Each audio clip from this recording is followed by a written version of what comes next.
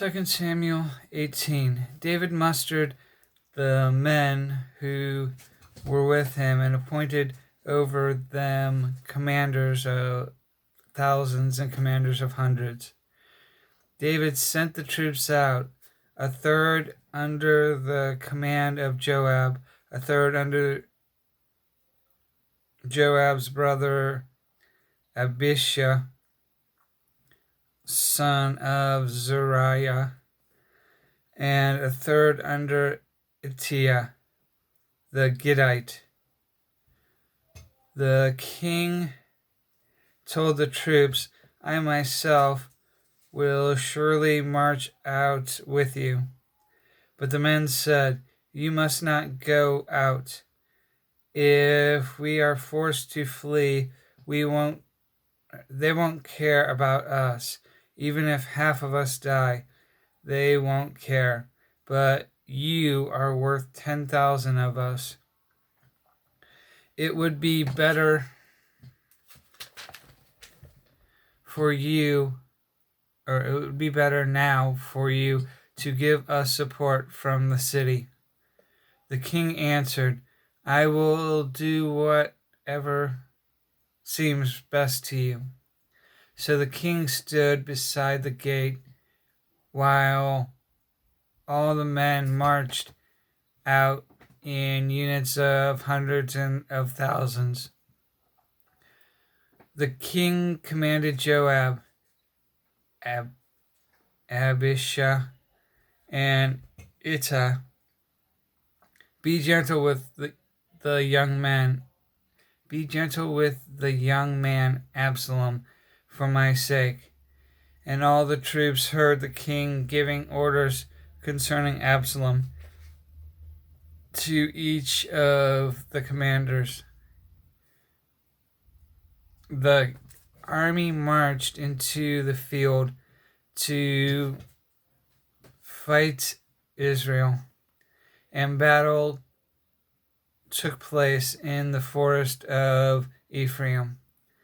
There the army of Israel was defeated by David's men, and the casualties that day were great. 20,000 men. The battle spread out over the whole countryside, and the forest claimed more lives that day than by the sword. Then Absalom happened to meet David's men. He was riding his mule, and as the mule went under the thick branches of a large oak tree, Absalom's head got caught in the tree. He was left hanging in midair, while the donkey he was riding kept on going. When one of the men saw this, he told Joab, I just saw Absalom hanging in an oak tree. Joab said to the man who told him this, what? You saw him? Why didn't you strike him to the ground right there? Then I would have had to give you 10 shekels of silver and a warrior's belt. But the man replied, even if 1,000 shekels were weighed out into my hands, I would not lift my hand against the king's son.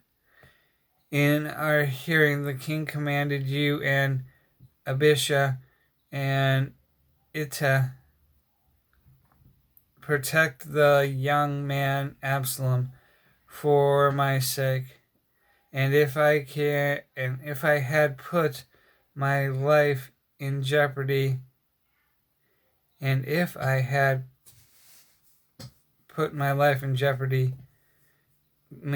nothing is hidden from the king, you would have kept your distance from me. Joab said, I'm not going to wait like this for you."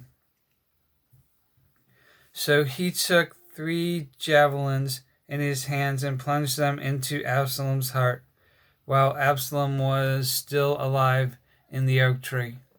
And 10 of Joab's armor bearers surrounded Absalom, struck him, and killed him.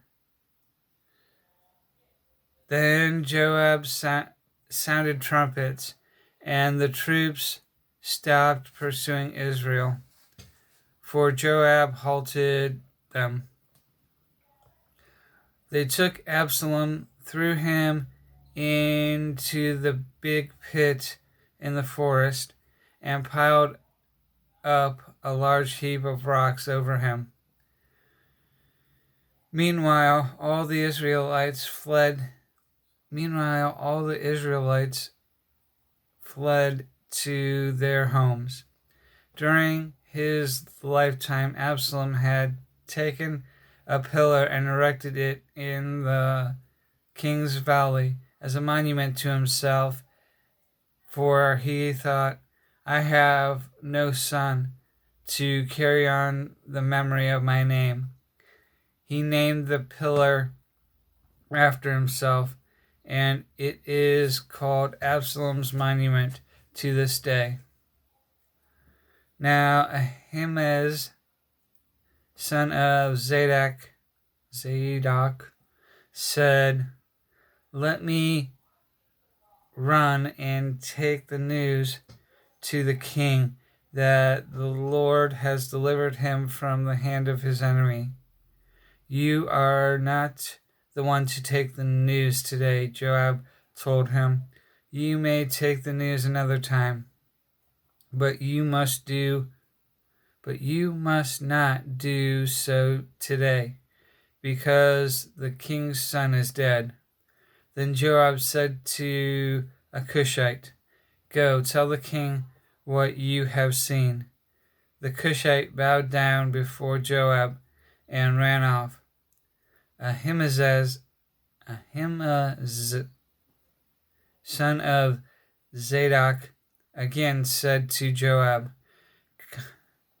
"Come what may, please let me run before the Cushite."